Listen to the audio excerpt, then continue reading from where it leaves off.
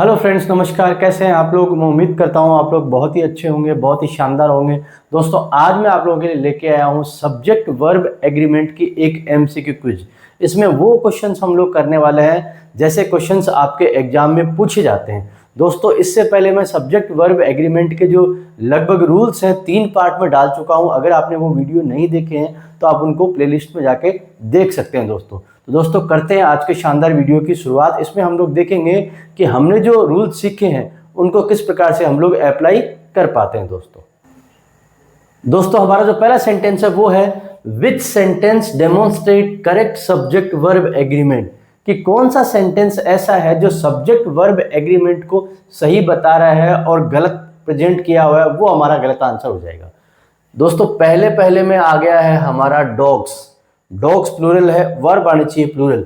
यहाँ पे दे दिया गया है बार्क्स, तो ये हो जाएगा हमारा सिंगुलर, ये हमारा गलत है। आगे देखते हैं दोस्तों, आगे है द डॉग। ये डॉग सिंगुलर है तो सिंगुलर वर्ब आनी चाहिए। बार्क हमारी प्लूरल वर्ब है, यहाँ अगर एस ई एस होता तो हमारा सिंगुलर होता, इसका मतलब ये भी हमारी गलत है। तीसरा है द डॉग्स। ये डॉग्स हमारा प्लूरल है, बार्क भी हमारा प्लूरल है, ये ठीक हो सकता है। अगला देखते हैं द डॉग बार्किंग। अब बार्किंग से पहले इजेमार वॉजवर कुछ नहीं दिया हुआ, तो ये भी गलत हो जाएगा दोस्तों। तो हमारा जो आंसर हो गया है वो हो गया दोस्तों सी। हमारे अगले सेंटेंस में देखते हैं कि करेक्ट वर्ब हमारी कौन सी है। देखो दोस्तों, सब्जेक्ट दिया हुआ है शी के साथ में क्या आ जाएगा? डोंट। डोंट गलत है, नहीं आएगा। शी के साथ में डजंट लाइक कॉफी, ये ठीक हो सकता है। शी के साथ में डजंट दिया है, लाइक्स आ गया है, लाइक्स नहीं आएगा, ये भी गलत हो जाएगा। शी के साथ में डू आता नहीं, ये गलत हो जाएगा। तो आंसर हो गया है हमारा B, she doesn't like coffee. अगला है, उसमें भी करेक्ट सब्जेक्ट वर्ब एग्रीमेंट हमें देखना है। Each of the students have. Each के बाद में हैव नहीं आता है, सिंगुलर वर्ब आती है। Each of the students has, यहाँ पे दोस्तों हैज दिया हुआ, ये ठीक हो सकता है। Each of the students having, ING के साथ में इजेएमआर वॉजवर लगना चाहिए, वो नहीं लगा हुआ है।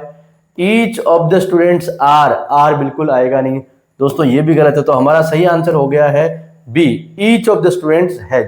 देखो ईच, एवरी, आइदर, नाइदर, इनके साथ में हमेशा हम लोग सिंगुलर वर्ब लगाते हैं। अगला सेंटेंस है द टीम, और ब्लैंक दिया हुआ है, ब्लैंक के बाद में प्लेइंग वेल टुडे। अब टीम के साथ में क्या आएगा? या तो इज आएगा, या आर आएगा, या बी आएगा, या बीइंग आएगा। बीइंग आएगा नहीं, बी आएगा, ये तो नहीं आएंगे, इज और आर। अब टीम की कंबाइंड बात की जा रही है कि टीम अच्छी खेल रही है, तो टीम को सिंगुलर माना जाएगा और सिंगुलर के साथ में वर्ब आ जाएगी इज। देखिए टीम एक कलेक्टिव नाउन है, कलेक्टिव नाउन सिंगुलर प्लूरल दोनों वर्ब ले सकती है। जब टीम और कलेक्टिव नाउन एक यूनिट में जुड़े हुए हो, एक जैसा काम सब कर रहे हो, तो क्या आ जाएगा? Singular verb. लेकिन जब उनकी पर्टिकुलर बात की जाए या सारे लोग डिवाइडेड हो, तब आ जाएगी हमारी प्लूरल वर्ब। दोस्तों देखते हैं कौन सा सेंटेंस करेक्ट है। नाइदर नोर। नाइदर नोर में हमेशा और हमेशा नियरेस्ट सब्जेक्ट को फॉलो करना है दोस्तों। चलिए, neither John nor Mary, Mary को फॉलो करना है, आर दिया हुआ, ये गलत हो जाएगा। फिर neither John nor Mary, Mary के साथ में इज, ये ठीक हो सकता है। Neither John nor Mary, B आएगा नहीं, ये भी गलत होगा। Neither John nor Mary, M आएगा नहीं, ये भी गलत होगा। तो हमारा सही आंसर कौन जाएगा दोस्तों? B, neither John nor Mary is going to the party. दोस्तों neither nor, either or, not only but also, इनमें नियरेस्ट सब्जेक्ट को हमें फॉलो करना होता है और वर्ब उसके अनुसार आएगी। दोस्तों अगला हमारा सेंटेंस है द कमिटी। कमिटी भी कैसा नाउन है? कलेक्टिव नाउन है, जो कि सिंगुलर और प्लूरल वर्ब ले सकता है। अगर यूनाइटेड तो सिंगुलर, अगर डिवाइडेड तो plural. Divided in their opinion, यहाँ पे डिवाइडेड है तो वर्ब आएगी प्लूरल। इज हमारा सिंगुलर है, ये गलत होगा। वाज हमारा सिंगुलर है, ये गलत होगा। बी यहाँ आएगा नहीं, तो आंसर हो जाएगा दोस्तों हमारा आर। अगला है नाइदर नोर, फिर से नाइदर नोर आया है। Neither the students NOR there teacher. Teacher हमारा यहाँ पे सिंगुलर है, तो वर्ब कैसी आएगी हमारी? सिंगुलर। इज हमारा सिंगुलर है, ये सही हो सकता है। आर नहीं होगा, वर नहीं होगा, बी नहीं होगा। तो हमारा आंसर जो हो गया है वो दोस्तों क्या हो गया है? इज। अगला सेंटेंस है मिजल्स। मिजल्स देखो एंड तो एस से हो रहा है, लेकिन ये एक बीमारी का नाम है। जब ये एक बीमारी का नाम है तो वर्ब जैसी आएगी वो आएगी हमारी सिंगुलर। तो आर हमारा गलत है, इज सही हो सकता है, वर गलत होगा, बी गलत होगा, तो हमारा आंसर हो जाएगा दोस्तों इज हो जाएगा। अगला सेंटेंस है each of the participants. Each के बाद में सिंगुलर वर्ब आती है। जब सिंगुलर वर्ब आती है तो देखते हैं सिंगुलर वर्ब कहाँ है। वर हमारी सिंगुलर नहीं है, वाज सिंगुलर हो सकती है, आर सिंगुलर नहीं है, बी का कोई लेना देना नहीं, तो आंसर हो जाएगा दोस्तों वॉज। अगला है ए नंबर ऑफ। दोस्तों इसको बहुत ध्यान से देखना है। एक तो होता है ए नंबर ऑफ और एक और होता है, वो क्या होता है दोस्तों, वो है हमारा द नंबर ऑफ। ये दो फ्रेजेज एक साथ में है, एक तो है ए नंबर ऑफ और एक है the number of. A number of के साथ में हमेशा और हमेशा दोस्तों क्या आएगा, प्लूरल, और द नंबर ऑफ के साथ में हमेशा हमें क्या लगाना है दोस्तों, सिंगुलर। तो यहाँ पे क्या जाएगा, ए नंबर ऑफ दिया है तो हमारी वर्ब कैसे आएगी, प्लूरल।